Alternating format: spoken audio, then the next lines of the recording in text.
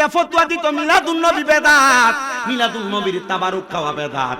কিন্তু মৌলভী সাহেবরা দুর্গা পূজা কোন হাদিসে দাঁত, দুর্গা পূজার প্রসাদ খাওয়া কোন হাদিসে দাঁত, এটা তো আমরা বুঝতে পারলাম না। তার মানে বোঝা যায় মৌলভী পাক্কা সিটার, উপর দিয়া মদের বোতলের উপর দুধের লেবেল লাগাইয়া মদ বিক্রি করে। মৌলভী মানুষকে ইমানদারে চুরি করে ধোঁকা দিতে চায়। আমরা ধোঁকাবাজদের অন্তর্ভুক্ত হব না। পীর মাশায়েখরা, আউলিয়া কেরামরা আমাদেরকে যেই পথের ইসলাম শিক্ষা দিয়ে গেছে, আমরা সেই পথের ইসলাম গ্রহণ করে কবর পর্যন্ত যাইলে রহমতের নবী আমাদেরকে নবীর কুল মুবারকি নিবে। এই বিশ্বাস কার কার আছে? তার হাত তুলে দেখা দেন আল্লাহকে।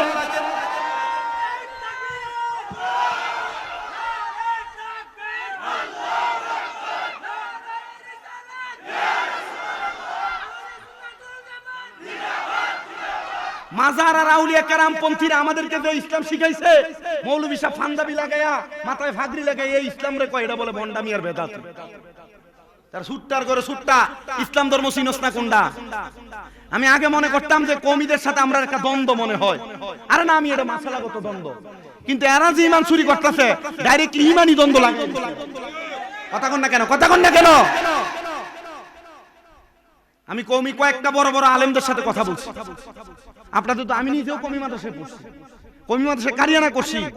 দেখলাম যে ওনাদের সাথে আমাদের দ্বন্দ্ব কি নিয়ে? মাসলাগত দ্বন্দ্ব, মুস্তাহাব মুস্তাহসান বিষয় নিয়ে।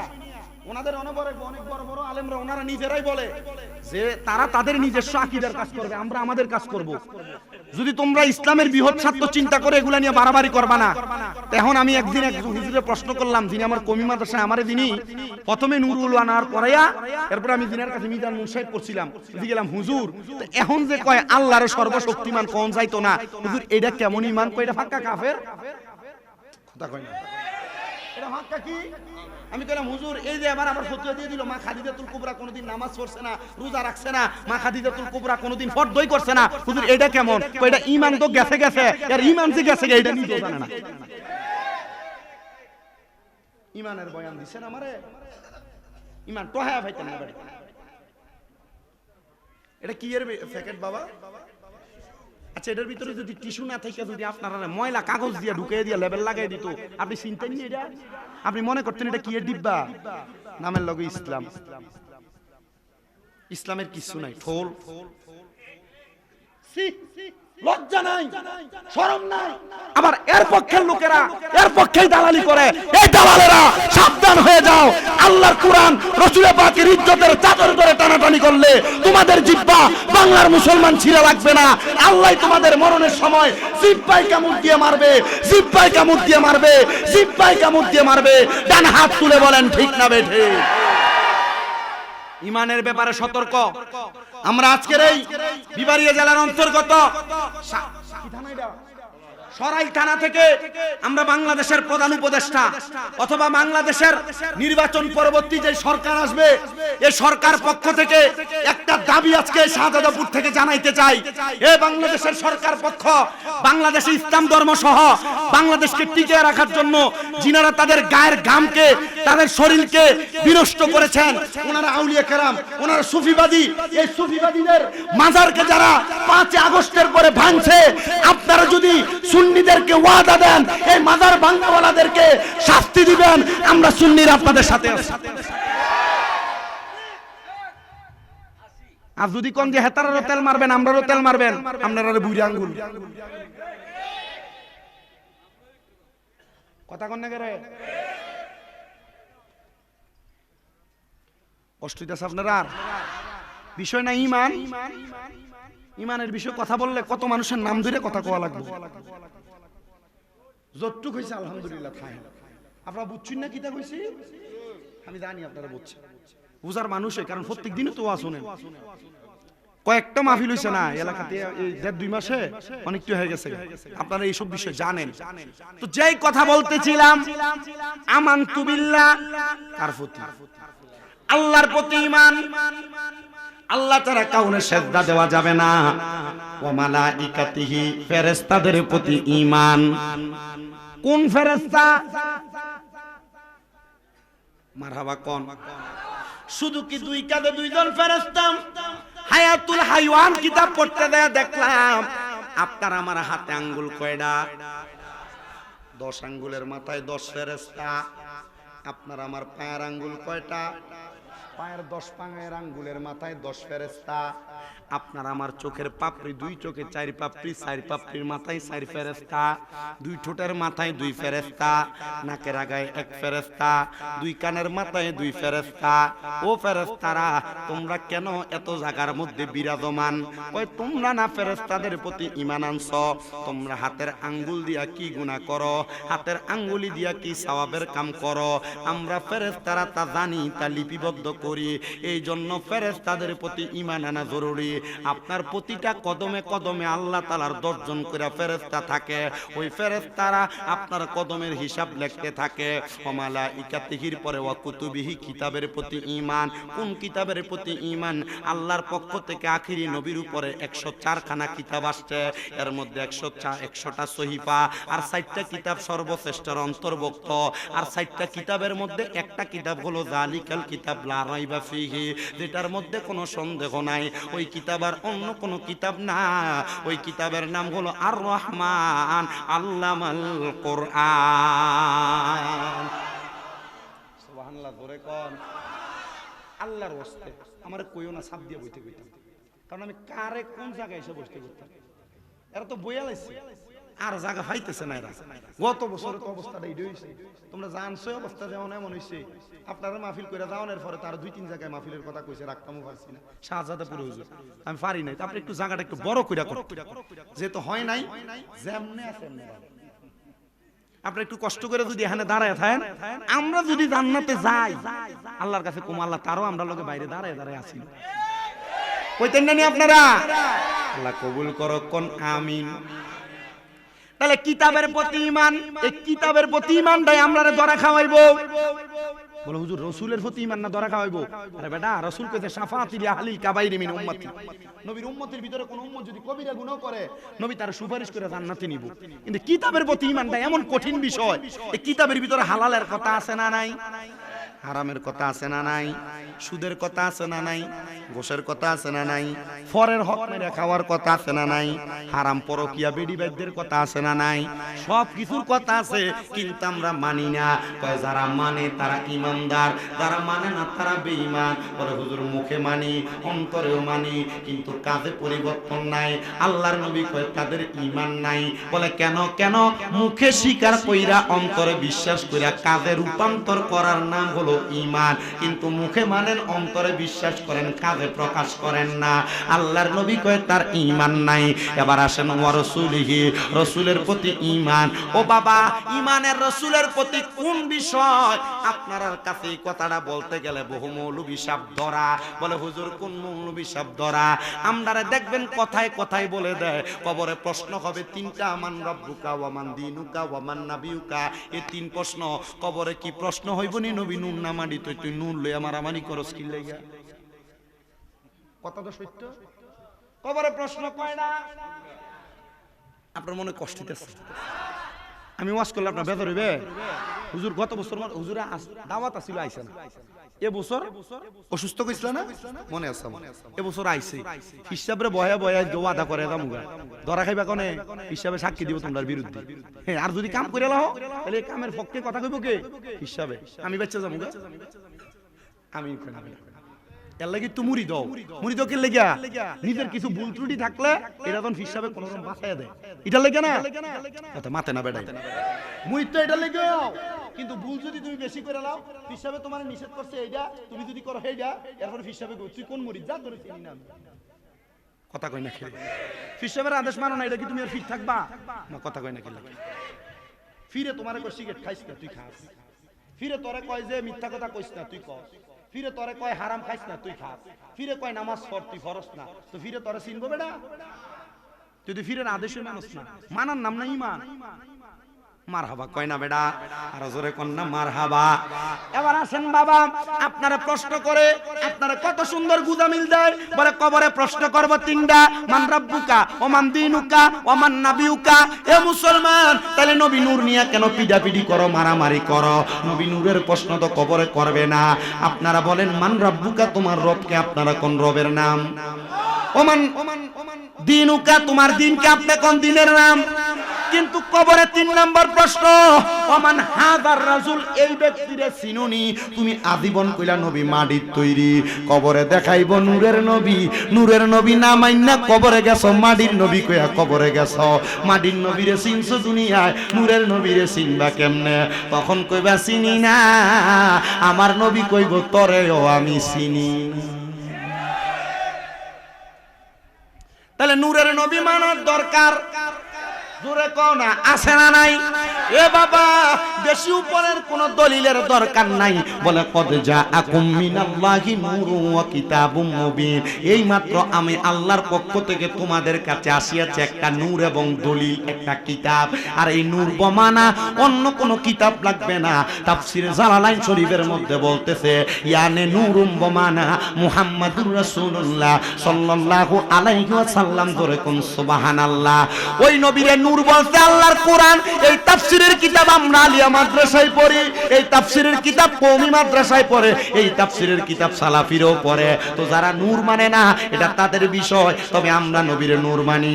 বলে নবী নূর ঠিক আছে, নবী মানুষের রূপে দুনিয়াতে আসছে, মনে রাখতে হবে মানুষের রূপেও যদি আসে নবী মানুষের মতো মানুষ না।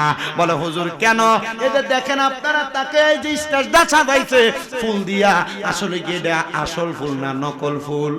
এটা ফুলের মতো, এটা ফুল না। নবী মানুষের মতো মানুষ না। আল্লাহ তাআলা আমার নবীরে নূরানী নবীরে দুনিয়াতে মানবীয় কাবার পরে পাঠাইছে। জন্য আশেক কয় ওরে নূর নবীজির 3টি সূরত শোনো গে নবীজির রহমত, প্রমাণ করে হাদিস আর কোরআন।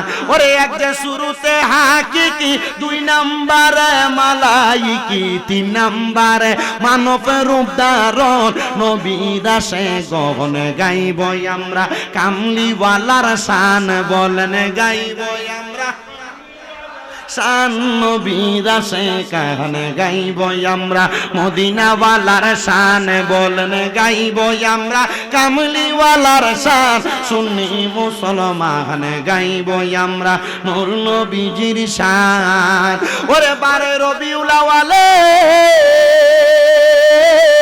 আরে আশকে দলে দলে গাইব আমরা, কামলিওয়ালার শান। হায়রে গাইব আমরা কামলিওয়ালার শান, সুন্নি মুসলমান গাইব আমরা, কামলিওয়ালার শান বলেন গাইব আমরা। নবীর আসে গান গাইব আমরা, নূর নবীজির শান। ওরে 570 খ্রিস্টাব্দে আমার দয়াল নবী সর আরে আসিলেন দরার বুকে। নবীর আসে গান গাইব আমরা, কামলিওয়ালার শান বলেন গাইব আমরা। নবীর আসে গান গাইব আমরা। বাজানো এই জন্য রসুলকে নূর মাইনা আমরা সুন্নিরা কবরের 3টা প্রশ্নের জবাব সহজ করে নিলাম। এবার মানলাম রসুলের প্রতি ঈমান। এবার কইবা রসুলিহি ওয়াল ইয়াউমিল আখিরি, আখিরাতের প্রতি বিশ্বাস করা লাগবে। এ মুসলমান এই জায়গায় আইসা বড় ধরা খেয়া যাইবা। আখিরাতের প্রতি ঈমান কোনটা? আপনি মারা যাবেন, আমি মারা যাব, পীর সাহেব হুজুর মারা যাবে, আলেম সাহেব মারা যাবে, আপনার এলাকার হাদি সাহেব মারা যাবে। কিন্তু মারা যাওয়ার পর কবরের মধ্যে যখন যাবেন, ওই কবরের মধ্যে আপনারে উত্তোলন করা হবে। ওয়ামিনহা নুখরিজুকুম তারাতান উখরা, আপনারে কবরে উঠাইয়া ওই কবরে কি করব আপনার মনে কি এখনো প্রশ্ন জাগে না? আপনার প্রত্যেকটা কাজের জন্য পুঙ্খানুপুঙ্খানুভাবে হিসাব দেওয়া হবে। আল্লাহ তাআলা কোরআনুল কারীমের সূরা জিলজালের শেষ 2টা আয়াতে বলে, তুমি দুনিয়াতে যদি কোনো ভালো কোনো ছোট ছোট কাজ করো, ওই কাজ তোমাকে দেখানো হবে। যদি খারাপ কোনো কাজ করো ছোট ছোট, ওই কাজগুলা তোমার দেখানো হবে। মুসলমান, আপনি মনে করতেছেন লুকিয়ে লুকিয়ে গুনাহ করলে মনে হয় আল্লাহ দেখে না, গোপনে গোপনে গুনাহ করলে মনে হয় আল্লাহ দেখে না। গোপনে গুনাহ করলো আল্লাহ দেখে, লুকিয়ে লুকিয়ে ইবাদত করলো আল্লাহ দেখে। মনে রাখবেন রে বাবা, আপনারা যারা গোপনে গোপনে গুনাহ করেন, গোপনে গোপনে জিনা করেন, গোপনে গোপনে পাপ কাজ করেন, গোপনে গোপনে প্রেমের সম্পর্ক লাগান, গোপনে গোপনে পরের হক নষ্ট করেন। মনে রাখবেন আল্লাহর নবীর মসনদে আহমদের হাদিস বলে, গোপনে গোপনে পাপ করলে আল্লাহ 1 নাম্বার মানুষের হায়াত কমায়া দেয়, গোপনে গোপনে পাপ করলে 2 নাম্বার ওই মানুষের রিজিক কমায়া দেয়, 3 নাম্বার গোপনে গোপনে পাপ করলে আল্লাহ ওই মানুষটার চেহারার নূর কমায়া দেয়। তুমি গোপনে গোপনে একটা বিদেশির বউয়ের লগে লাইন লাগাইছো, আল্লাহর কসম তোমার কামাই বন্ধ, হায়াত কইমা যাবে, চেহারার নূর কইমা যাবে। তুমি গোপনে গোপনে মানুষের সঙ্গে চিটারি করো, বাটপারি করো, পরের হক মাইরা মাইরা খাও, গোপনে গোপনে তোমার বোনের হকটা তোমার নামে লেখায়া নিছো, আল্লাহর কসম তোমার 3টা ক্ষতি হয়ে যাবে। 1 নাম্বার হায়াত বন্ধ কমা যাবে, 2 নাম্বার তোমার রিজিক কমা যাবে, 3 নাম্বার তোমার কঠিন কঠিন রোগ বিমার দেখা দিবে, চেহারা নূর কমে যাবে। এই জন্য আপনারা বলেন গোপনে গোপনে গুনাহ করা বন্ধ করার দরকার আছে না নাই? আরো জোরে বলেন দরকার আছে না নাই? আল্লাহর নবীজির প্রখ্যাত হাদিস বিশারদ হযরত সাদ সালামা রাদিয়াল্লাহু তাআলা আনহু থেকে হাদিস বর্ণিত, আমার নবী বলেন দুনিয়াতে কোন মানুষ যদি গোপনে গোপনে ইবাদত করে, আমার আল্লাহ তাআলা ওই মানুষটার 3টা কাজ করে। 1 নাম্বার মানুষের হায়াত বাড়ায়া দেয়, সুবহান, আর জোরে কোন সুবহানাল্লাহ। গোপনে ইবাদত করলে হায়াত বেড়ে যায়, গোপনে ইবাদত করলে আল্লাহ তাআলা রুজি রোজগারে বরকত দেয়। মারহাবা মারহাবা। এ বাবা, আমার বয়স কম, মাত্র কামেল 2য় বর্ষে পড়ি, এবছর পরীক্ষা দিলে নামের আগে মুফতিটা লাগবে, কিন্তু আমি বহু জায়গার মধ্যে বলি আমার এলেমের জোর দিয়ে আমি আলেম হই নাই, আমি আমার এলেমের জোর দিয়ে বক্তা হই নাই। আমি কয়েকটা কারণে বক্তা হইছি। 1 নাম্বার আমার মা বাবা পীর মাশায়েখ উস্তাদদের দোয়া, মুরব্বিদের দোয়া। 2 নাম্বার আমার এক উস্তাদ বলছিল, বাবা যদি সম্ভব হয় এই অল্প বয়স থেকে তাহাজ্জুদ গুজার করো, তাহাজ্জুদ পড়ো। আমি ওই সময় থেকে আল্লাহর ইবাদত তাহাজ্জুদের মধ্যে মনোযোগী হয়েছিলাম। আর আমার আল্লাহ তাআলা এমন একটা বরকত আমারে দান করছে, আপনাদের দোয়ার বরকতে এখন আমার 1000-এর উপরে ছাত্র আছে। আপনাদের এলাকারও একজন ছাত্র, আপনাদের এলাকার কোন নানি জানি আমার সাথে কথা বলে গেছে, আমার একটা ছাত্র মুন্না, তারা নানি এলাকাতে থাকে, আমার বলতে হুজুর আমার সন্তানটা, আমার নাতিটার একটু দেখবেন আর দোয়া করবেন।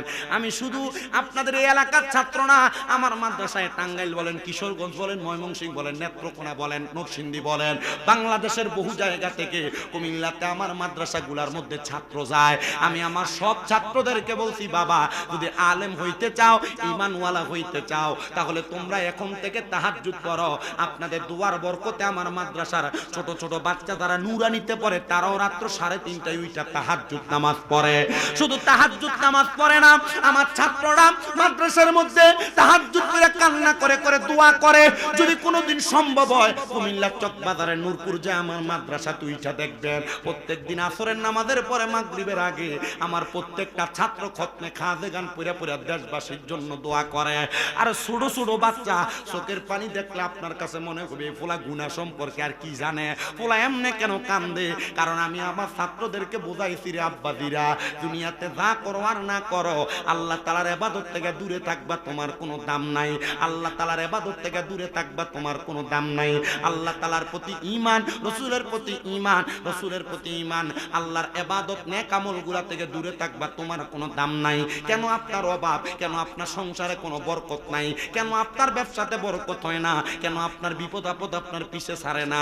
এটার একমাত্র কারণ হইল আপনি আল্লাহ তাআলার সাথে এখনো প্রেমের সম্পর্ক লাগাইতে পারে নাই। প্রেম যদি করতে পারো মাওলার শোনে, আল্লাহরে দুনিয়াতে খুশি করবা, আল্লাহকে আমি আমার রহমতের ভান্ডার থেকে তোমারে ধন দান করব। এ আমার পর্দার অন্তরালের মা, এ আমার শাহজাদাপুরের আম্মুজিরা, সোশ্যাল মিডিয়ার মাধ্যমে দেশ বিদেশ থেকে দেখতে আমার যেই মা বোনেরা, তোমার স্বামীর কামাই রুজিতে বরকত নাই, তোমার স্বামীর ইনকামে বরকত নাই, তোমার স্বামীর ব্যবসা বাণিজ্যে বরকত হয় না, তোমার ঘর থেকে রোগ বালা মুসিবত ছাড়ে না, তোমার ঘরের মধ্যে কামাই রুজি করো বরকত হয় না। ও মা, আপনাদের সবার কাছে বলবো, আপনারা বেশি বেশি করে আল্লাহর ইবাদত করেন, সকালবেলা ঘুমাইয়েন না, ঘুমাইয়েন না। এ মুরব্বি বাবাজিরা, আপনার কঠিন বেমার, কঠিন রোগ হয়ে গেছে, আপনার কাছে আমি করজোড়ে আবদার করি রে বাবা, আপনারা এখন থেকে একটা কথা আমল করে দেখেন। প্রত্যেকদিন ফজরের নামাজের আগে উঠে এই যে ফিসাব দাবি করে এরা, ওনাদের পূর্বপুরুষরা যে নাসিরউদ্দিন সিবাতালার আওলাদ হইয়া পীর দাবি করে, এরা এমনি ওলি হয় নাই। আল্লাহর ওলিরা রাত্রবেলা ঘুমাইছে না, ঘুমাইছে না। আপনারা মনে করেন ফিরার কাছে মুড়ি ধইলে মনে হয় খেলা শেষ, না রে না, ফিসাবরা রাতটা ঘুমায় না, পিসাবরা গভীর রজনীতে আমার আল্লাহর কাছে শুধু কান্দে। আমি আমার একজন বড় ভাইয়ের কাছে আমি জিজ্ঞাসা করলাম, যিনি আমার সাথে পিরালিও করে ও আবার কর্মকাণ্ড করে। আমি কইলাম, ভাই আপনার চোখের নেকগুলা বড় কালো। বলে তোমারও তো। আমি জিজ্ঞাইলাম কারণটা কি? উনি আমারে কয় রাত্রে ঘুমাওনি। আমি কইলাম বয়স কম, একটু ঘুমানো লাগে, রাত্রে ওর ঘুমা করে ওয়াজ মাহফিল করি। আমারে কয় আমরা যে মুরিদ করে মুরিদদের দায়িত্বটা কান্দে লইলাম, আমি যদি ঘুমায়া থাকি আমার মুরিদদের হিসাব মিলাইব কেডায়? এবার আমার উত্তর দেয়, গভীর রজনীতে তাহাজ্জুদ করে পইরা আমরা ফিসাব দ্বারা আমাদের মুরিদদের হিসাব মিলাই আর আল্লাহর কাছে কান্দি। তুমি যে সারাদিন গুনাহ করো, তুমি যে সারাদিন অশালীন কাজ করো, তোমার পক্ষ থেকে তোমার পীরে আল্লাহর কাছে মাফ চাই। ও ফিসাব, আপনি তো মুরিদের ফল খাইবেন। ও ফিসাব, মুরিদ আপনার ছাগল দিবে, এটা নিয়ে সুন্দর করে যাবেন গা। গরু নিয়ে যে বুরুছে আপনি এটা নিয়ে যাবেন গা। হিসাব আপনি কেল্লাগে কান্দেন? বলে গরু আর ছাগল আর ফল তো মুরিদরা এই জন্যই খাবায়, যেন মুরিদের পক্ষ থেকে আল্লাহর কাছে আমরা মাফ চাইয়া মুরিদদেরকে ক্ষমা করাইতে পারি। মুসলমান ইমামদার হিসাবের কাছে মুরিদ হইয়া নিজে মুরিদের মতো বইয়া থাকলে হবে না। যদি হক্কানি পীরের কাছে মুরিদ হও, ফিরে চাইব তোমারে ফিরের সমতুল্য বানানোর জন্য। ফিরে এমন সোহবত দিব, ফিরে এমন নেক নজর দিব, তুমি কোন সময় নিজে ফির হইয়া গেছো, মুর্শিদ হইয়া গেছো বুঝবা না। তুমি সলে হইয়া যাইবা, তোমার ভিতরে আল্লাহ তাআলার সাথে এমন একটা কামালিয়ত আর জামালিয়তের সম্পর্ক লাইগা যাবে। যখন তুমি আল্লাহরে আল্লাহ কইয়া ডাকবা, আমার আল্লাহ কয় বান্দা যদি কামালিয়ত অর্জন করতে পারে গো, বান্দা আমারে ডাক দেয় একবার, আমি আল্লাহ তার ডাকে সাড়া দেই 70 বার। কয়বার জবাব দেয়? একবার ডাক দিবেন 70 বার জবাব দিব। চিন্তা করে দেখেন সামনে এমন হইছেননি? চিন্তা করে হুজুর আজ কেন ওজনে কম দিয়েছি আমি এমন কথা কয় না। এ মা বলে না, কত দোয়া করে কিছুই তো কবুল হয় না। শুক্রবারে মসজিদে তবরুকের ফুটলা ফাড়াইয়েন পরে 200 টাকা দিয়া ফাড়াইয়েন পরে আমার এই ওয়াদে এলাকার মৌলভী সাহেবরার মিলাদ বন্ধ হয়ে যাবে গা। আব্বাজি গো, ও মা, আমি আপনার কাছে করজোরে আবদার করি গো মা, এই মিলাদ পড়াইবেন এটার পক্ষে আমি বিপক্ষে না। ঘরে মিলাদ পড়াইবেন দোয়া করাইবেন এটার পক্ষে আমি বিপক্ষে না। তবে আপনি যদি ঠিক না হইয়া 200 না 2 লাখ টাকা দিও মিলাদ পড়ান, হুজুর কাম দইবনি। আগে নিজে ঠিক হওয়া লাগবে, নিজে ঠিক হওয়া লাগবে না। বেডি সারা রাত মোবাইলে টিকটক, সকালবেলা বেড়া বেড়ির নামাজের কথা কইব করতে, বেড়া তো নিজে রাখতে না ঘুমা। কথা কি সত্য না মিথ্যা?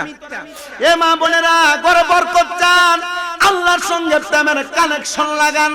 কথা কয় না, দরকার আছে না নাই?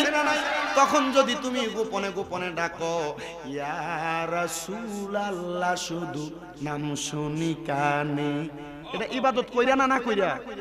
কথা কোন ইবাদত কইরা না না কইরা? তখন যদি তুমি কও, শুনছনি রে জংলার পাখি, আরে কেন করো ডাকা ডাকি, আইরে জংলাতে থাকিয়া বুঝি দেখছো নবী রে, জংলাতে থাকিয়া বুঝি দেখছো নবী রে, ইয়া রাসূলুল্লাহ শুধু।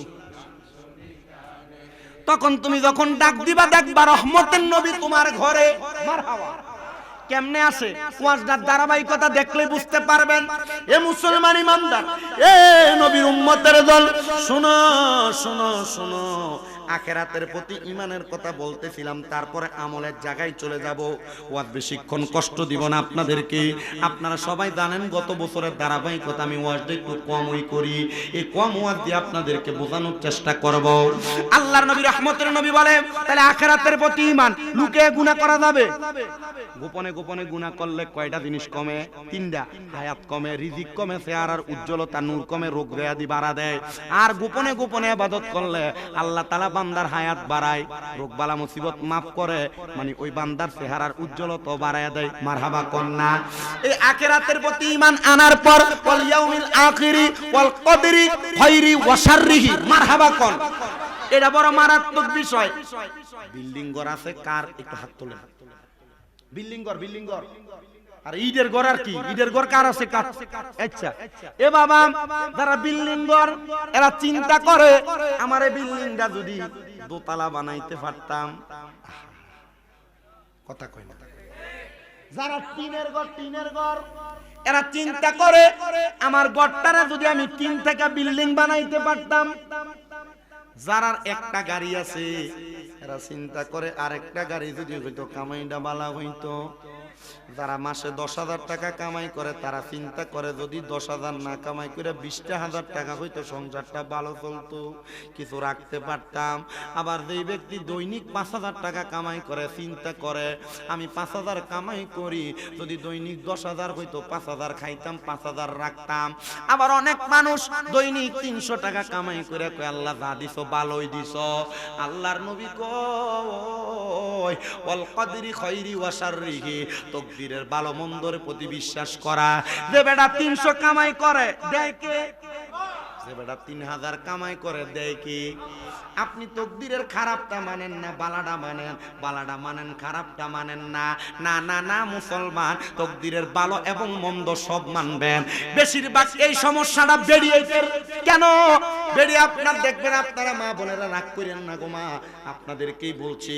আপনি মাঝে মাঝে আপনার স্বামী কামাই কম করলে আপনি স্বামীরে খোসা দিয়া কথা বলেন যে তোমার মতো একটা ছেলে তোমার থেকে আরো কম বয়সী ফোলা তে দেখো কত বালা কামাই রুজি করে, তুমি দি কামাই রুজি করো না, বাদামিয়া বেড়ায়। এমন কথা দ্বারা যেই মা বোনেরা কও মা তোমার পায়ের মধ্যে আমি হাতটা রেখে বলি স্বামীকে এমন কথা বলো না। তুমি চাইলে তোমার ভালোবাসা দিয়া স্বামীর কামাই বাড়াইতে পারবা। কারণ কি মা, আরেকবার স্বামীরে বলবো যাও, মনে কষ্ট নেওয়ার দরকার নাই, আল্লাহ আমরা যা ভালো মনে করছে তা দিছে, এই 300 টাকা দিয়ে আমরা শান্তি খুঁজে আনতে পারবো। বলেন আল্লাহর দরবারে যদি 300 টাকা দিয়ে শান্তি খুঁজে আল্লাহ দিতে পারে কি পারে? এটা যদি বেডিয়ে কয় বেটা কইবা আমার তো টেনশনই নাই, আর আমার ঘরের বেডি বুঝে। আর বর্তমান যুগে বেড়ায় যদি দেখেন যে হারাম খায়, পরের হক খায়, অথবা সরকারি চাকরি করে কিন্তু ঘুষ খাওয়ান লাগে, চিন্তা করে আমার বেডির তো 200 টাকা কাপড় আর 500 টাকা কাপড় হয় না, বেডি চিন্তা করে 5,000 টাকা দিয়ে শাড়িটা মার্কেটে এটা লাগবো, তখন বেড়া করে আমার হালালটা দিয়ে হইতো না, এখন হারামটা লাগবে। এ মহিলারা জামাইকে হালাল ইনকাম করে খাওয়ায় না, হারাম ইনকাম করে খাওয়ায়। এখনো পর্যন্ত শাহজাদাপুরের কোনো বেডি মনে হয় না আমার প্রশ্ন করে জিজ্ঞাসি। আপনারা বেড়াই তো জানেন জিজ্ঞাসি মা বোনেরা, স্বামী হারাম ইনকাম করে না হালাল ইনকাম করে, এটা যাচাই করে যদি না খাও সারা বছর ডুমাইয়া কপাল কালা করতে পারবা, নামাজ দিয়া কোনো কাজ হবে না। কারণটা কি? কারণ তোমার স্বামীর হারাম ইনকাম খাইবা, হারাম রক্ত শরীরে থাকবো, ওই হারাম রক্ত শরীরে রাইখা ইবাদত করবা, ইবাদত আল্লাহর কাছে কবুল হবে না, হবে না, হবে না, এটাই নিশ্চিত কথা। কোন ঠিক কি না? এই জন্য যারা 300 কামাই করেন শুকরিয়া আদায় করবেন কার? আল্লাহর নামটা আসতে বলছেন, আল্লাহ দোহাই বলেন কার? যারা বেশি কামাই করে তারা শুকরিয়া আদায় করবেন কার? দুই হাত তুলে জুড়ে বলেন আল্লাহ। মুহাব্বতে আকাশ বাতাসকে মুখরিত করে বলেন আল্লাহ। মুহাব্বতের আওয়াজে কন্যা আল্লাহ। মুসলমান ওয়াল ইয়াউমিল আখিরি ওয়াল কদরি খাইরি ওয়া শাররিহি, এবার হইল মিনাল্লাহি তাআলা ওয়াল বাসি বাদাল মাউত। আল্লাহর প্রতি বিশ্বাস রাখবেন যে আল্লাহ আপনাকে আমাকে মৃত্যুর পরে উত্তোলন করবে। আল্লাহ কেন উত্তোলন করবা তোমার কাছে জানতে চাই। আমার আল্লাহ বলতেছে বান্দা তোমারে উত্তোলন করব তোমার ভালো মন্দের হিসাব নেওয়ার জন্য। এবার আসেন আমলের খেলা লাগছে। আল্লাহ মানবেন, নবী মানবেন, কিতাব মানবেন, ফেরেশতা মানবেন, আখিরাত মানবেন, তাকদীর মানবেন, ওই এরপরে তোর আমলের খেলা লাগবো। আমল যদি ভালো না থাকে কবরের মধ্যে ধরা খাইবা। বলে কেন ধরা খাইবা? কারণটা কি?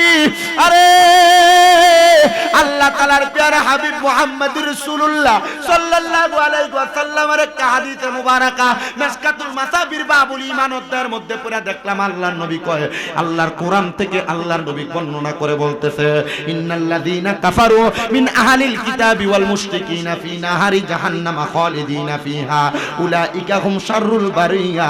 আল্লাহর নবী কয় নিশ্চয় যারা কুফরি করে এবং আহলে কিতাবের অন্তর্ভুক্ত যারা বলে আমরা কোরআন মানি হাদিস মানি না, আল্লাহর কোরআনে যা আছে তাই সত্য, ওই আহলে কিতাবের অন্তর্ভুক্ত যারা আল্লাহর নবী রাহমাতুল লিল আলামিন নবী কয় উম্মতের দলেরা দুনিয়ার জমিন থেকে কবরে যাওয়ার পর এবং যারা মুনাফিক, এই 3 প্রকার ব্যক্তিদের ঠিকানা হলো ফিনারি জাহান্নামা খালিদিনা ফিহা। এরা জাহান্নামের অতল গহ্বরের মধ্যে থাকবে। শুধু তাই না এরা জাহান্নামে থাকার পর আল্লাহর নবী ঘোষণা করে আল্লাহর কোরআন থেকে কয় উলাইকা হুম শাররুল বারিয়া, এরা হইল দুনিয়ার সবচাইতে বাজে মানুষ, খারাপ মানুষ, নিকৃষ্ট মানুষ। এবার বলেন মুনাফিকি কইরা, কুফরি কইরা, আহলে কিতাবের অন্তর্ভুক্ত হইয়া মুনাফিকের কাতারে নাম লেখায়া আমরা কি খারাপ মানুষ হইতে চাই না ভালো মানুষ? কোরআন ফাইতি না নবী না পাইলে আগে নবী মান, এরপরে কোরআন। কথা কোন না ঠিক? কত সুন্দর কইতাছে কোরআন মানি, কোরআন মানি, কোরআনে আসিনি, কোরআনে আসিনি। আরে বেটা, কোরআন মানার জন্য শর্ত তিনটা থাকতা। কয়টা? কথা কই না কয়টা? কোরআন বিল কোরআন, ডাইরেক্ট কোরআন থেকে কোরআন মানো। কোরআন বিল হাদিস, কোরআন থেকে হাদিস মানো। আছে না? নাই? আরো দুইটা আছে না? হাদিস বিল হাদিস, হাদিস বিল কোরআন। এগুলা মিল করে যদি মানতে পারো তাইলে তুমি ঈমানদার। এতে কয় কোরআন মানে এরা কোরআনটা খুইলা দিয়া যদি কয় কোরআন থেকে সর্বপ্রথম বিসমিল্লাহ, কি কি কি তুই কসে এটা মুরাক মুফরাদ না মুরাক্কাব, দেখবেন ফায়দা গরম হয়ে গেছে। শুধু কইবেন যে বিসমিল্লাহ, এটা মুফরাদ না মুরাক্কাব কও। কই গেছে মুফরাদ মুরাক্কাব কিটা? এটা কিটা? এরপর আর মৌলবীর ফাতেমা থাকবো? এমনি তো শেষ। তাহলে কোরআন মানিনার ভিতরে ভেজাল আছে না নাই? কোন কোরআন মানি না যেটা শুধু কোরআন মানে হাদিস মানে না? কথা কয় না ঠিক না বেঠে? এ মুসলমান ইমানদার, এই জন্য আপনাদেরকে বুঝাইতে আসছি আল্লাহ তাআলার কোরআন মানে, আল্লাহ তাআলার কোরআনে কয় ইন্নাল্লাযীনা, নিশ্চয় যাহারা, ইন্নাল্লাযীনা কাফারু, কুফরি করে, ওয়া আমিলু, ইন্নাল্লাযীনা কাফারু মিন আহলিল কিতাবি, এবং আহলে কিতাবের অন্তর্ভুক্ত, মিন আহলিল কিতাবি ওয়াল মুশরিকিন, এবং যারা শিরক করে, উলাইকা হুম শাররুল বারিয়া, বলে এরা সবচাইতে নিকৃষ্ট। আবার আয়াতের মাঝখান দিয়া কয় এরা জাহান্নামের মধ্যে থাকবে একদিন, দুই দিন না, সারা জীবন। ইয়া রাসূলুল্লাহ, নবী গো, ও দয়ার নবী, মায়ার নবী, রাহমাতুল লিল আলামিন নবী, আপনার কাছে জানতে চাই তাহলে যারা নামাজ পড়ে, ঈমান আনে, রোজা রাখে, হজ করে, যাকাত দেয়, দান করে, সদকা করে, তাদের ঠিকানা কি? আল্লাহর কোরআন বলে এরা হইল ঈমানদার, নেক আমল করনেওয়ালা, এরা হইল আল্লাহ তাআলার দুনিয়াতে সবচাইতে ভালো বান্দা। ও আল্লাহ, ভালো বান্দা কইলেন, কিন্তু আমরা মরার পরে আমরা ঠিকানাটা কি তারার মতো জাহান্নামে হইব নাকি? আল্লাহ কয় না, হবে না। এবং সূরা বাইয়িনা শেষ আয়াতে আমার আল্লাহ তাআলা কয় জাযাউহুম ইনদা রাব্বিহিম জান্নাতু আদনিন তাজরি মিন তাহতিহাল আনহার, আল আনহারু খালিদিনা ফিহা, উলা মারহাবা কইতেন না, খালিদিনা ফিহা। সুবহানাল্লাহ, জোরে কম। আল্লাহ তাআলার কোরআনের কথাগুলো যদি আপনি মানতে পারেন, কোরআনের কথাগুলো যদি মানতে পারেন, আপনার জন্য বড় সুখবর। বলে কারা? এদেরকে আল্লাহ কি পুরস্কার দিবে? যারা ঈমান আনে, নেক আমল করে। ঈমানদার দাবি করেন, নামাজ পড়েন, রোজা রাখেন, হজ করেন, যাকাত দেন, কিন্তু আল্লাহ কি দিব একটু জানেন না? আল্লাহ কয় জাযাউহুম ইনদা রাব্বিহিম, আমার পক্ষ থেকে পুরস্কার হইল জান্নাতু আদনিন, ওই পুরস্কারের নাম জান্নাতুল আদন। সুবহানাল্লাহ। তাজরি মিন তাহতিহাল আনহার, ওই জান্নাত এত সুন্দর, কেমন সুন্দর! ওই জান্নাতের নিচে দিয়ে একটা নহর প্রবাহিত হয়। বলে কেমন নহর প্রবাহিত হয়? ওই নহরের নাম হলো, আল্লাহ তাআলার নবী বলে রজব। ওই নহরের ভিতরে আল্লাহ তাআলা 4 প্রকারের পানি প্রবাহিত করবে। 1 নাম্বার হলো কাউসারের পানি, তারা পাক্কা ঈমানদার, তারা কাউসারের পানি পান করবে।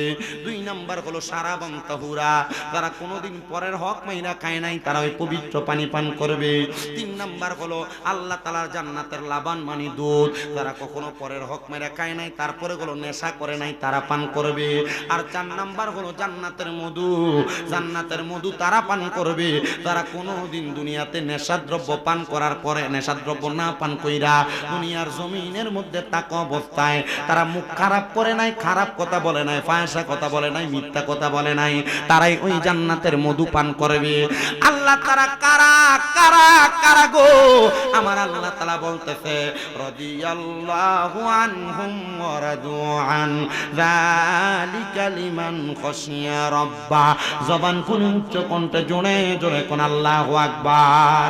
তারা আর কেউ না, তারা হইল যারা দুনিয়াতে আল্লাহকে সবচাইতে বেশি ভয় করে, আর আল্লাহ দুনিয়াতে যাদের প্রতি রাজি খুশি হয়েছে, আর আল্লাহকে যারা রাজি খুশি করেছে, তারা হলো ওই ব্যক্তিরা। আল্লাহর কোরআন বলে যালিকা লিমান খাশিয়া রাব্বা। আর যারা আল্লাহকে বেশি ভয় করে, এবার আপনারা বলেন, যারা আল্লাহকে ভয় করে তারা কোনোদিন নামাজ ছাড়েনি, যারা আল্লাহরে ভয় করে রোজা ছাড়েনি, যারা আল্লাহরে ভয় করে হজ যাকাত দান সদকা ছাড়েনি, যারা আল্লাহরে ভয় করে তারা কোনোদিন পরের হক খায়নি। বড় বাদশা ইস্তাম্বুলে বসবাস করতেন। ওই বাচ্চা বলে, জগতের মানুষ, আমার স্বভাব ছিল রাষ্ট্র পরিচালনা করা।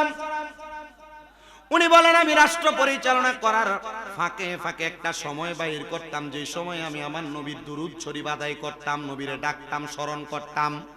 আর আমরা বলি, আমরা কামের লেগে নামাজই পড়তে পারি না। কামের জন্য আমরা দুনিয়ার কাজকর্মই শেষ করতে পারি না, ইবাদত করব কোন সময়? বাচ্চা ডাক দিয়ে বলে, জগতের মানুষ, আমি কাজ করতে করতে হঠাৎ প্রত্যেকদিন আমি নবীজির দুরূদ আদায় করি। একদিন আমি আমার কাজের যেই সামিয়ানার নিচে বইসা টেবিলটার উপরে মাথা ফেলায় ঘুমায় গেলাম। এমন টাইমে আমার দরবারে আমার সেনাপতি এসে ডাক দিয়ে বলতেছে, এ বাদশা, একজন হিন্দু মানুষ আপনার দরবারে আগমন করেছে, যে নাকি হিন্দু থেকে নব মুসলমান হয়েছে। বলে, নব মুসলমান? বলে, হ্যাঁ। বলে, নব মুসলমান কোথায়? তারা ডাক দাও। বলে, হুজুর এমনি এমনি আসে নাই, সে তো এখানে আসার কারণ, সে আইসা বলতেছে সে নাকি আপনার কাছে কোনো কিছু পাওনা আছে। এই বাচ্চা ডাক দিয়ে বলে, না, আমি ঘুমানোর আগে আমার যত পাওনাদার আছে তাদের পাওনা মিটিয়ে তারপর আমি ঘুমাই। তো আমার কাছে কেন সে ব্যক্তি পাওনা থাকবে? তারা আমার কাছে ডাকো। সে তারা সামনে ডাক দিয়ে আনলেন। সামনে আসার সাথে সাথে ওই ব্যক্তি ডাক দিয়ে বলতেছে, হুজুর, এ বাচ্চা, আমি আপনার সামনে আসার কারণ হইল আমি আপনার কাছে কিছু দেন মোহরানা পাবো। বলে, মোহরানা পাইবা? মোহরানা গুলা কি তুমি এখন নিবা? বলে, হ্যাঁ। বাচ্চা বলে, একটা সুলটা নাও। আমার কাছে এই ব্যক্তি মোহরানা পাবে না, তার আমি চিনি না, তার পরিচয় জানি না, আমি কেমনে তারে মোহরানা দিব? বলে, মোহরানা যেহেতু দিতে পারবা না, বাদশা, কারণটা একটু আমার কাছে যাই না, নাও কেমনে মোহরানা পাবো? বলে, কারণটা তুমি বলো। বলে, আমার ব্যবসা ছিল স্বর্ণের ব্যবসা। বলেন না বাবা, ব্যবসাটা কিসের ব্যবসা? আমার ব্যবসা ছিল স্বর্ণের ব্যবসা। ব্যবসা করতে করতে আমার অনেক ঋণ হয়ে গেছে। আমি যখন ঋণের জ্বালা সহ্য করতে পারি না, এবার আমি আমার একটা ঘরের পার্শ্ববর্তী জায়গায় পেছনে গাছের সাথে দড়ি টানায়া আমি গেলাম মানুষের ঋণের জ্বালা সহ্য না করতে পারে ফাঁসি দেওয়ার জন্য। এমন টাইমে ইসলাম ধর্মের একজন ফকির, ইসলাম ধর্মের একজন মুস্তাহিদ, ইসলাম ধর্মের একজন মাফাতি, ইসলাম ধর্মের একজন শায়েখ আমার সামনে আগমন করলো। তিনি আমার সামনে আইসা দেখতেতে আমি ফাঁসি দেওয়ার জন্য ফাঁসির দড়ি লাগাইতেছি। আমি তার সামনে দাঁড়াইলাম না, আমি ফাঁসি দেওয়ার চেষ্টা করলাম। ওই ইসলাম ধর্মের আলেম আমার সামনে আইসা ফাঁসির দড়িটার সামনে আইসা আমার এভাবে টান দিয়া ধরলেন, আমারে ফাঁসির দড়িতে নামাইলেন। আর জিজ্ঞাসা করে, ও হিন্দু সনাতন ধর্মী দাদা, তুমি কেন ফাঁসি দিতে যাও? বলে, আমি ঋণের জ্বালা সহ্য করতে পারি না, বিদায় ফাঁসি দিতে যাই। বলে, তুমি ফাঁসি দিও না, মনে করো না তোমার জীবনটা এখনো শেষ হয় নাই, তুমি নতুন করে আবার তোমার জীবনটা শুরু করো। এবার ওই ইসলাম ধর্মের শায়েখ আমারে বললেন, তুমি একটু তাড়াতাড়ি ইসলাম গ্রহণ করো। আমি তার কথা মোতাবেক ইসলাম ধর্ম গ্রহণ করলাম, কারণ সে আমার একটা আয়াত শোনাইছে, লা ইউকাল্লিফুল্লাহু নাফসান ইল্লা উসআহা। আল্লাহ কোরআনে বলে, আল্লাহ কারো সাধ্যের বাহিরে কোনো কিছু চাপিয়ে দেয় না। আমারে আল্লাহ তাআলা ঋণ দিয়া পরীক্ষা করতেছে হয়তো, এজন্য আমারে মুসলিম আলেম বলছে, তুমি একটু কষ্ট করো, ইসলাম গ্রহণ করো, দেখবা তোমার ঋণের জ্বালা নিবারণ হয়ে গেছে। আমি ওই মুসলিম আলেমের কথা, কষ্ট দিছে আপনাদের? ঘটনাটা বুঝতেছেন আপনারা? আমি ওই মুসলিম আলেমের কথা শুনে এটা শেষ করে আমি আমার ওয়াজ শেষ করব, হুজুরকে দিয়া আমি বিদায় হয়ে যাব, কারণ কষ্ট হয়। বাবারে আগে সময় লাগতো এই বিশ্ব রোডাইয়া উঠতে পারা 3.5 ঘন্টা বা 4 ঘন্টা, এখন সময় লাগে 5.5 ঘন্টা। আপনাদের এই সাইড যতটুক ভাঙ্গা, আমাদের কসবার পর থেকে কুমিল্লার ওই সাইড আরো বেশি ভাঙ্গা। আগে কসবাতে উঠা যাইতাম 1 ঘন্টা লাগতো, আর এই জায়গা আসতে 2-2.5-3 ঘন্টা লেগে যেত। কিন্তু এখন কসবা থেকে কুমিল্লা যাইতে 2.5 ঘন্টা সময় লাগে।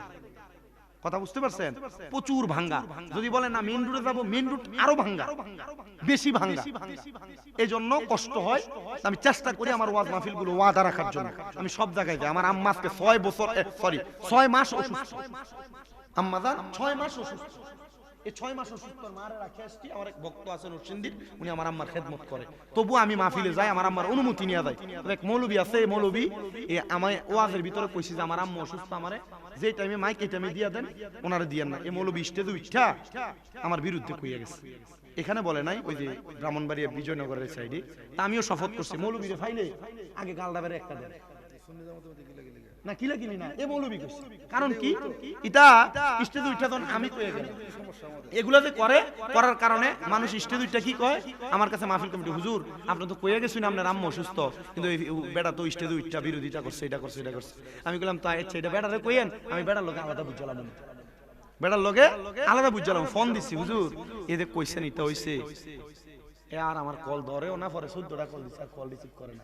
আমি কি এটা মৌলবী মনে করতাম, এটা আলেম মনে করতাম? আপনার মনে হয় আমি এটা আলেম মনে করতে পারি না। আল্লাহ আমরা কবুল করুক, আমিন কোন। দোয়া করেন আপনারা, আমার আম্মা যেন অসুস্থ, যে আমরা আজকে 6 মাস অনেক কষ্ট করতেছি।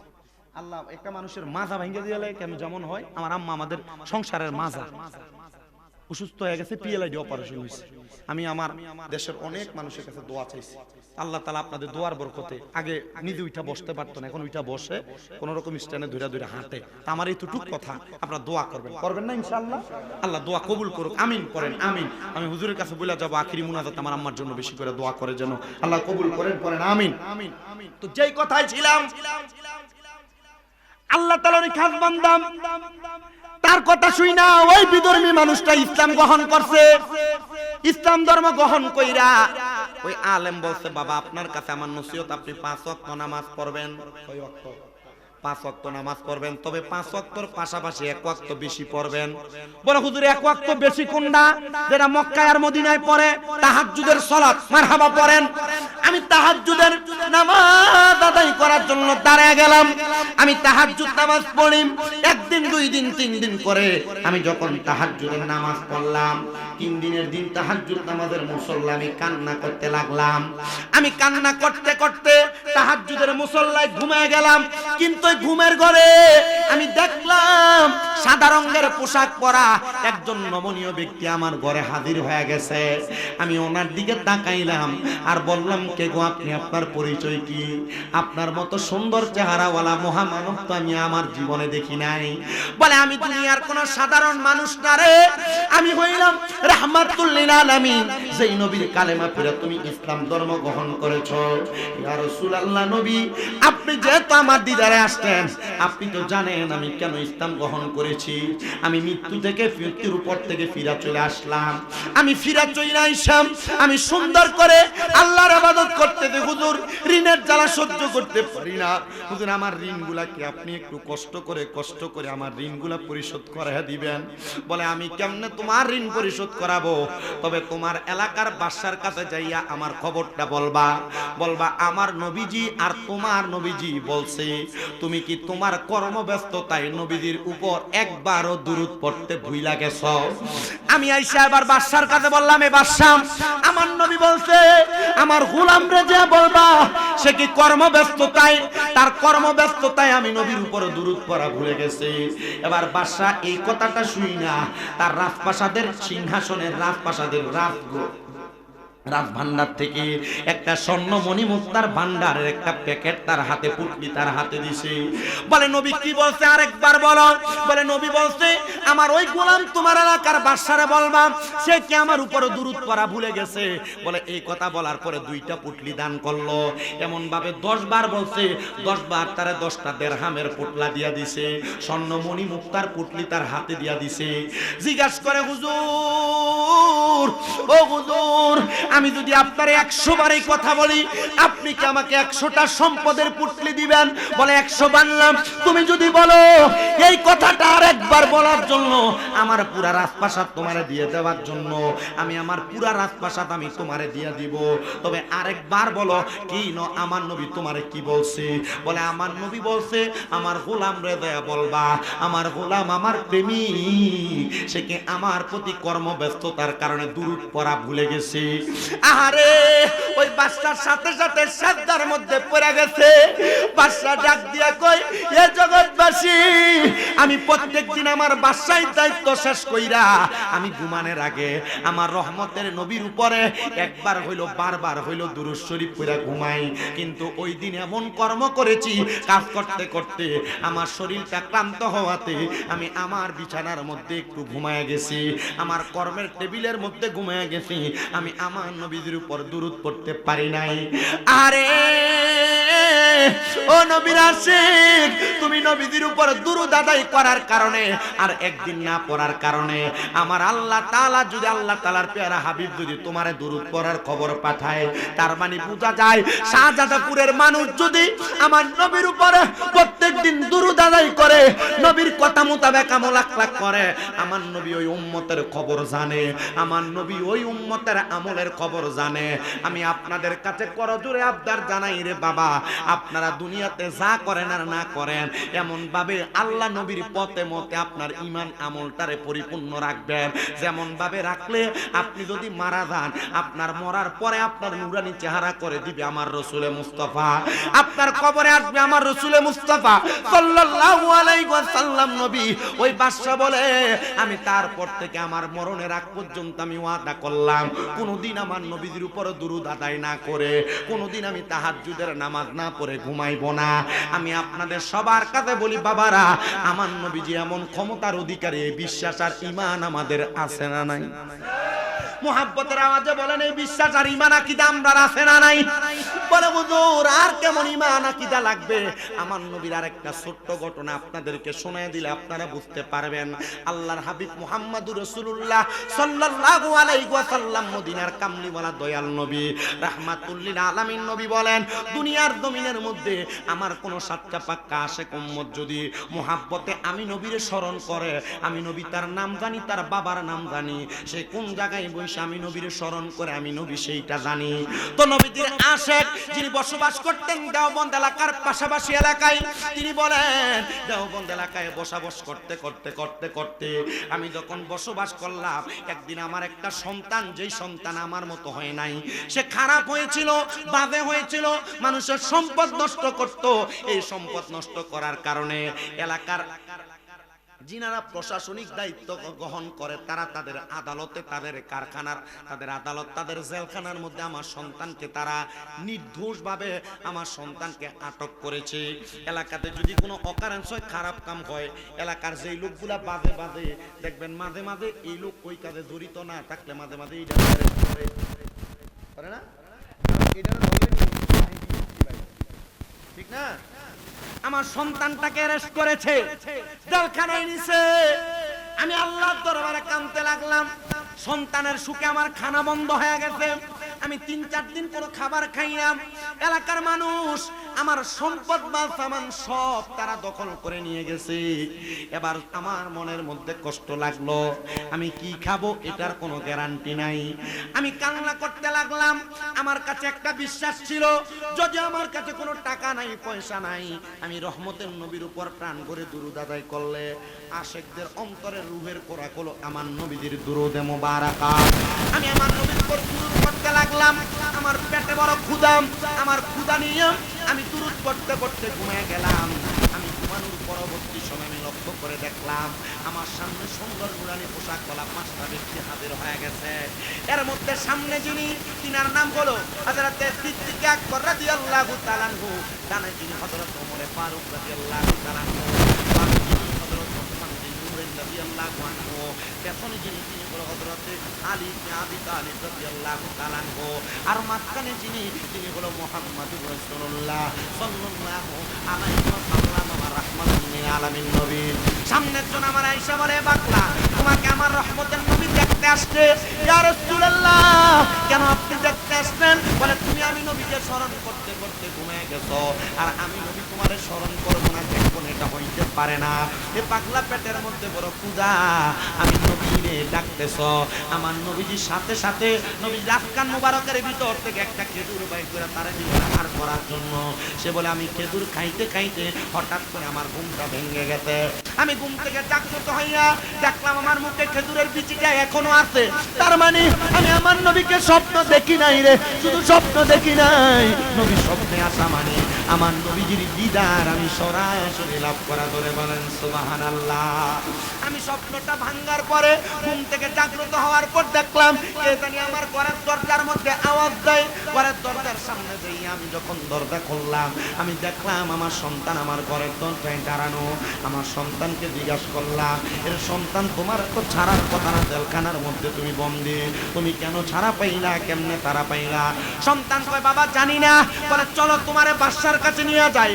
বাদশার কাছে যখন নিয়ে গেছে, ও বাদশা, আপনি আমার সন্তানকে তো ছাড়ার কথা না, আমার সন্তানকে তো জেলখানায় বন্দি করে রাখতে, আমার সন্তানকে আপনি কেন এখন ছেড়ে দিলেন?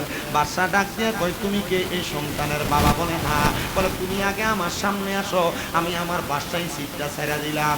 সন্তানের বাবাকে বাদশার নিজের সিটে আসনে বসাইতে, এ বাদশা তুমি কি পাগল হয়ে গেলা? বাদশাই সিটটা তুমি আমারে দিয়া দিলা। বলে না, আমি পাগল হই নাই, আমার নূরের নবী গতকালকে রাত্রবেলা আমার ঘুমের ঘরে স্বপ্নে বলছে আমি নবীর একজন পাগল, আমি নবীর একজন প্রেমিক। তার সন্তানের জন্য টেনশন করতে করতে আমি নবীর প্রতি দুরূদ পড়তে পড়তে ঘুমায় গেছে। আর তুমি বুঝি সেই পাগল, তুমি বুঝি সেই নবীর আশিক, আর তোমার সন্তান এইটা। আমি যখন খবর পাইলাম এটাই তোমার সন্তান, নবীর আশিকের সন্তান মনে করে আমি তোমার সন্তানকে মাফ করে দিছি। এ মুসলমান ইমানদার, এ নবীর উম্মতের দল, পাকবাড়ি নূরে মুস্তাফা সাল্লাল্লাহু আলাইহি ওয়াসাল্লাম যুব সংগঠনের যুবকেরা নবীর মাহফিল তারা সাজাইছে, নবীর প্রেমের বাগান তারা প্রতি বছর সাজায়। 10 বছর হয়ে গেছে জান্নাতের বাগান হয়।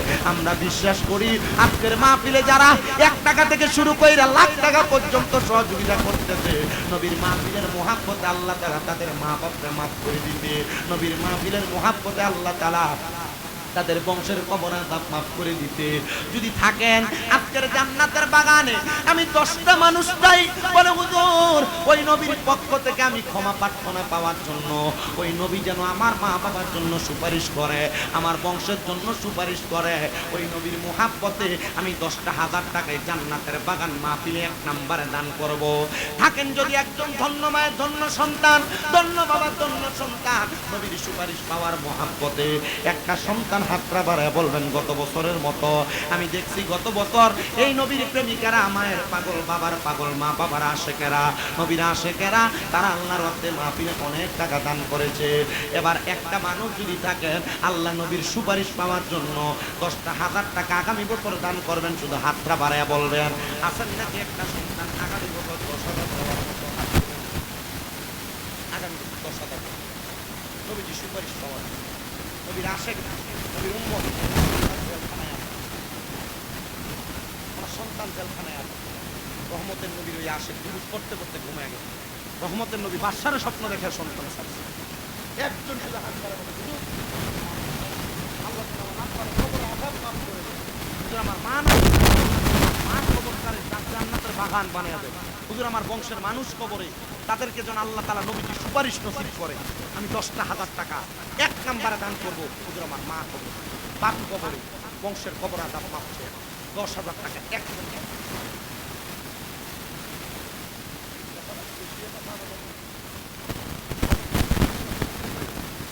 10,000 কয়েকজন মানুষ গত বছর জন দিছে, এবছরও দেওয়ার মতো আছে। রহমতের নবীর সুপারিশ হাজার গুনাহ করার পরেও রহমতের নবী যদি উম্মত বলে পড়ায় নেই, ওই উম্মতের দাম বড় বেশি, ওই উম্মতের সম্মান বড় বেশি, ওই উম্মতের তাজিম বড় বেশি। আগামী বছর 10,000 টাকা দেওয়ার মতো একজন নাই। শুধু আমার মা বাপ বলে বাবা বারবার বলে আপনার মা বাপ যদি পয়সা থাকতো, যদি মা বাপরে যদি মাসে 1,000 টাকার ফল কিনা খাওয়াইতেন, 12 মাসে কি 12,000 টাকা লাগতো না? মা বাপ যদি বাইচা থাকতো, যদি মা বাপরে ভাত খাওয়াইতেন, তো যদি আপনার মা বাবার পেছনে প্রতি মাসে 2,000 করে টাকা লাগতো, কি 12 মাসে 24,000 টাকা লাগতো না?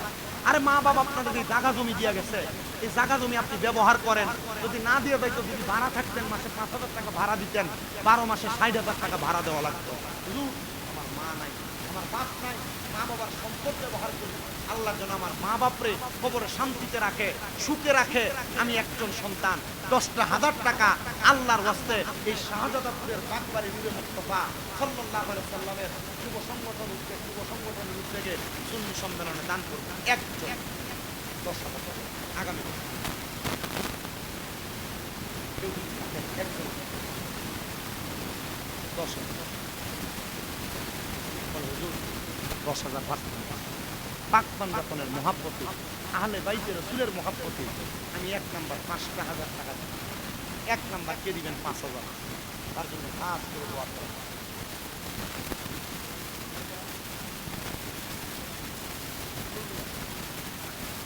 ও মনবাই পাকেতে পাঞ্জাতন নিরাকারে নিরঞ্জন এক বস্তুতে দুই রকম বুঝায় শরীয়তের সতেক নাম তরিকতের নাই মুকাম হাকিকত বুঝিলে মারফত পাই রে মন পাগলা মনোরাই কত ডুব দিলি না পাকে দরিয়ায় আল্লাহ কবুল করো মঞ্জুর করো আজকের মাহফিলের সম্মানিত সভাপতি জনাব মোহাম্মদ নুরু মিয়ার নামে আল্লাহর ওয়াস্তে তার সন্তান দান করে দিয়েছেন ৫,০০০ টাকা ধরে কন্যা মারহাবা আল্লাহ তাদের বংশের কবর আযাব মাফ কইরো হায়াতে রিজিকে বরকত দিও মনের নেক আশা পূরণ কইরো এরপরে আছেন নাকি ২ নাম্বার নুরু মিয়ার সন্তানের মতো আরেকটা ধন্য মায়ের ধন্য সন্তান ৫,০০০ টাকা দান করার মতো সুযোগ পাই ১০,০০০ টাকা মারহাবা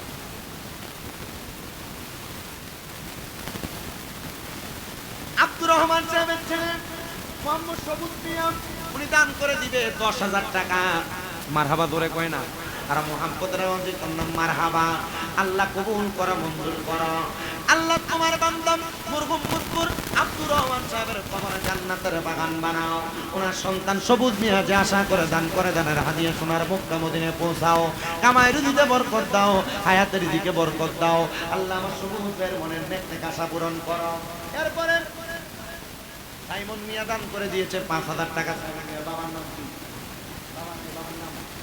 শহীদ মিয়া ছিলেন মোহাম্মদ সাইমন তার বাবা নাই বাবার জন্য দোয়া চাইয়া সাইমন দান করে দিয়েছেন ৫,০০০ টাকা আল্লাহ সাইমনের বংশের কবর আযাব মাফ করে দাও হায়াতের দিকে বরকত দান করো আল্লাহ তার মনের নেক নেক আশাগুলো পূরণ করো এরপরে আছেন নাকি ৫,০০০ টাকা দেওয়ার মতো একটা ধন্য মায়ের ধন্য সন্তান ধন্য বাবার ধন্য সন্তান আমি দান করবো ৫,০০০ টাকা কাউসার মিয়ার বাবার নাম কি মারহাবা আজকের মাহফিলের সম্মানিত সহসভাপতি খাদেম আলী কাফা উনি অসুস্থ ওনার সন্তান কাউসার দান করে দিয়েছেন ৫,০০০ টাকা আল্লাহ কাউসারের মনের একটা আশাগুলো পূরণ করো বংশের কবর আযাব মাফ করো কামাই রুজিতে বরকত দাও হায়াতে বরকত দাও রিজিকে বরকত দাও আল্লাহ খাদেম আলী চাচারে সুস্থতার নিয়ামত দান করো এরপরে কে দিবে ৫,০০০ টাকা একটা ধন্য মায়ের ধন্য সন্তান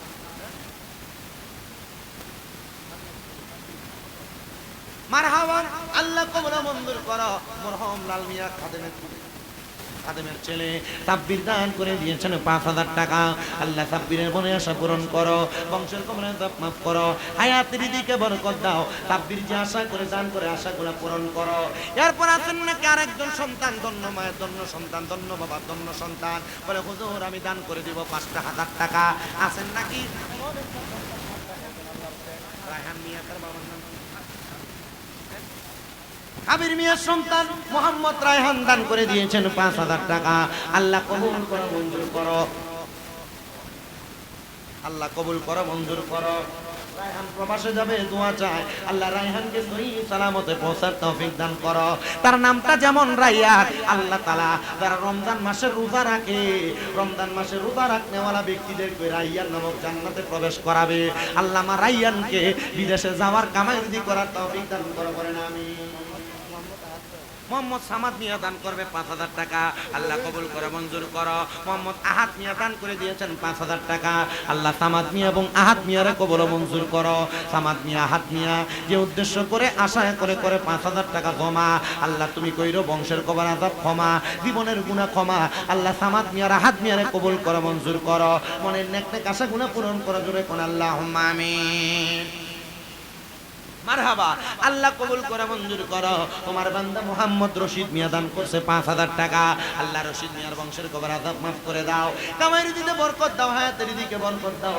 আল্লাহ রশিদ মিয়া যে আশা করে দান করে আশাগুলো পূরণ করো আল্লাহুম্মা আমিন শালম ভাই মারহাবা শালম মিয়ার বাবার নাম কি রতন মিয়া আল্লাহ কবুল করো মাহফিলের সম্মানিত সহসভাপতি মোহাম্মদ রতন মিয়া ছেলে মোহাম্মদ শালম মিয়া দান করে দিয়েছেন ১০,০০০ টাকা করে কোন মারহাবা আল্লাহ শালম মিয়ারে কবুল করো মঞ্জুর করো তার আব্বার হায়াতে বরকত দাও বংশের কবর আযাব মাফ করো কামাই রুজিতে বরকত দান করো আল্লাহ শালম মিয়া যে উদ্দেশ্য করে আশা করে ১০,০০০ টাকা জমা আল্লাহ তুমি কইরো তার বংশের কবর আযাব ক্ষমা আছে নাকি আর কোন সন্তান। বলে হুজুর আমার মা নাই, হুজুর আমার বাবা নাই, হুজুর মা বাপ পয়সা থাকলে আমি আমার মা বাপরে ভাত খাওয়াইতাম। ও আব্বা, মা বাপ এখন কবরে, মা বাপের লেগে যদি সিন্নি করো, মিলাপ করো, খানা করো, তোমার অনেক টাকা পয়সা খরচ হবে। একটা সন্তান চাই আগামী বছর তাবারুকের জন্য একটা বস্তা চাউল দিবেন। হুজুর আমার মা নাই, মা বাপ বাচ্চা থাকলে আপনি দিবেন 50 কেজি কিন্তু চাউল। হ্যাঁ, বুড়ি চিকন যেটাকে মারহাবা। এ বড় ভাই, আলমিনদের বাড়ি কোথায়?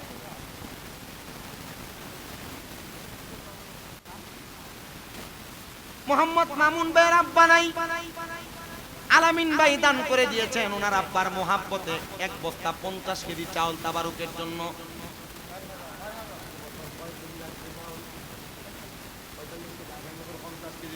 মারহাবা কোন, আল্লাহ কবুল করো, মঞ্জুর করো। আলামিন ভাইয়ের বংশের কবর আযাব মাফ করো, কামাই রুজি বরকত দাও, হায়াতে বরকত দাও, রিজিকে বরকত দাও, মনের নেক নেক আশাগুলা পূরণ করো। ও বাবা, তাবারুক করার জন্য নাম কি মোহাম্মদ শাকিল মিয়া দান করে দিয়েছেন 5000 টাকা। আল্লাহ শাকিলের মনের আশা পূরণ করো, বংশের কবর আযাব মাফ করো, কামাই রুজি হায়াতে রিজিকে বরকত দান করো, কোন আমিন। এরপরে মোহাম্মদ আদিস কাকা, মাহফিলের সম্মানিত আদিস কাকা, মাহফিলের সহসভাপতি দান করে দিয়েছেন 5000 টাকা। আল্লাহ কবুল করো, মঞ্জুর করো। ওনার ছেলে প্রবাসী মানুষ, আল্লাহ কামাই রুজি হায়াতে রিজিকে বরকত দান করো, মনের নেক নেক আশাগুলো পূরণ করো, কোন আমিন। এ বাবা, মা বাপ জীবিত নয়, মা বাপ মারা গেছে। মা বাপ যদি আপনারা কোনো শুক্রবারে বলতো, হো সন্তান আমার একটু গরুর গোশত খাইতে মন চায়, এই মাহফিলের তাবারুকের জন্য 5 কেজি করে গরুর গোশত দান করবেন। আমি কয়েকজন সন্তান চাই বাবা, মা বাপ কবরে আছে, আল্লাহ যেন আপনার মা বাবার কবরে জান্নাতি খাবারের ব্যবস্থা করে দেয়। বলে হুজুর আমি 5টা কেজি গরুর গোশত দান করব আগামী বছর। এমন 5টা সন্তান চাই। 1 নাম্বার মোহাম্মদ হেলাল মিয়া দান করে দিয়েছেন 2000 টাকা। আল্লাহ কবুল করো, মঞ্জুর করো। হেলাল মিয়ার মনে পূরণ করো। নাম কি? নাম কি? 5 কেজি গরুর গোশত। আব্বা মা আসেনি? আব্বা নাই, আব্বা নাই, মা বেঁচে আছে। মোহাম্মদ ধনু মিয়া, আল্লাহ তার বাবার কথা স্মরণ কইরা এই জান্নাতের বাগানের মাহফিলের তাবারুকের জন্য আগামী বছর 5 কেজি গরুর গোশত দান করব। আল্লাহ ধনু মিয়ার আব্বার কবরে জান্নাতি খাবারের ব্যবস্থা করো। আল্লাহ তার আব্বার কবরে জান্নাতি খাবারের ব্যবস্থা করো। এরপরে 2 নাম্বার বলে হুজুর আমার মা নাই, আমার আব্বা নাই, আমি আমার মা বাবার কবরে যেন আল্লাহ জান্নাতি খানা পিনার ব্যবস্থা করে। আমি 5টা কেজি গরুর গোশত আগামী বছর তাবারুকের জন্য দান করব। আরেকজন 5 কেজি গরুর গোশত দিবেন। হুজুর কে দিবেন 5 কেজি? এই আমি আপনাকে আবার বলি, আপনার মা বাপ যদি বাইসা থাকতো, মা বাপ যদি বাইসা থাকতো, মা বাপ যদি আপনার কাছে একটু গোশত খাইতে চাইতো, আপনি কি 1 বছরে কি 5 কেজি গোশত খাওয়ানো লাগতো না? একটা সন্তান, হুজুর আমার মা বাপ কবরে, মা বাপের লেগে সিন্নি করলে এটা লাগতো। হুজুর আমি শাল মিয়ার ছেলে মোহাম্মদ সালমান দান করে দিয়েছেন 5000 টাকা। আল্লাহ কবুল করে, মঞ্জুর করো। সালমানের মনের আশা পূরণ করো, বংশের কবর আযাব মাফ করো, কামাই রুজি হায়াতে রিজিকে বরকত দান করো। আল্লাহ তোমার বান্দা যে আশা করে দান করছে, আল্লাহ বান্দার দানের আশাগুলো পূরণ করো, বলে আমিন। 5 কেজি গরুর গোশত দিন। একজন পাইছি ধনু মিয়া, ধনু মিয়ার মতো ধন্য মায়ের ধন্য সন্তান, ধন্য বাবার ধন্য সন্তান।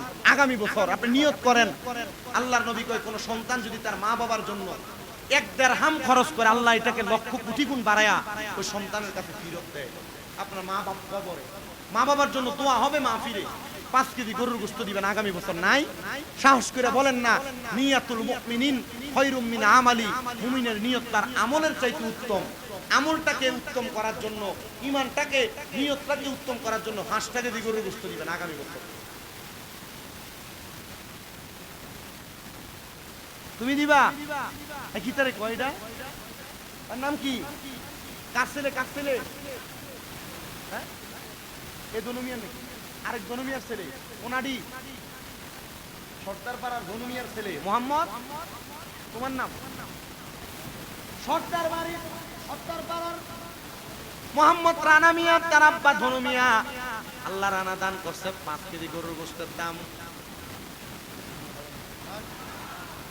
আলহামদুলিল্লাহ। আল্লাহ বয়স কম, আল্লাহ তোমার বান্দা 5 কেজি গরুর গোশতের দাম করে কত টাকা